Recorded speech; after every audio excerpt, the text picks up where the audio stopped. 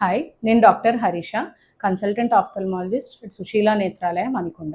ఇప్పుడు cataract operation తర్వాత తీసుకోవాల్సిన జాగ్రత్తల గురించి తెలుసుకుందాం. ఆపరేషన్ అయిన తర్వాత ఆ కన్నులోకి ఒక వారం రోజుల వరకు నీళ్లు పోకూడదు. అంటే మీరు తలకు స్నానం ఒక వారం రోజుల వరకు చేయకూడదు. మెడ నుంచి కింద వరకు మాత్రమే స్నానం చేయాలి. మొహాన్ని కేవలం వైప్స్తోని తుడుచుకోవాలి.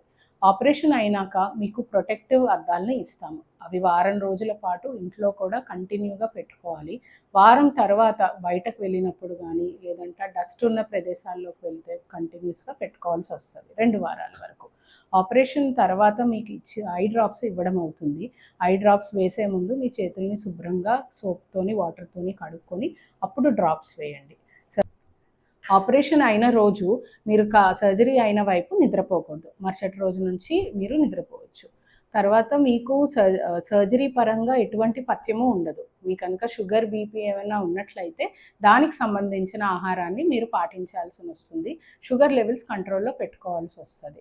ఆపరేషన్ తర్వాత చెకప్స్ మీకు మొదటి రోజు, వారం రోజులు, 1 నెల తర్వాత ఉంటాయి. ఈ మధ్యలో ఎప్పుడైనా మీ కన్ను ఎర్రగా అవ్వడం కానీ, నొప్పి రావడం కానీ, చూపు ఏమైనా మబ్బవడం అనిపిస్తే మీరు వెంటనే మీ డాక్టర్ని కన్సల్ట్ అవ్వాల్సి వస్తుంది.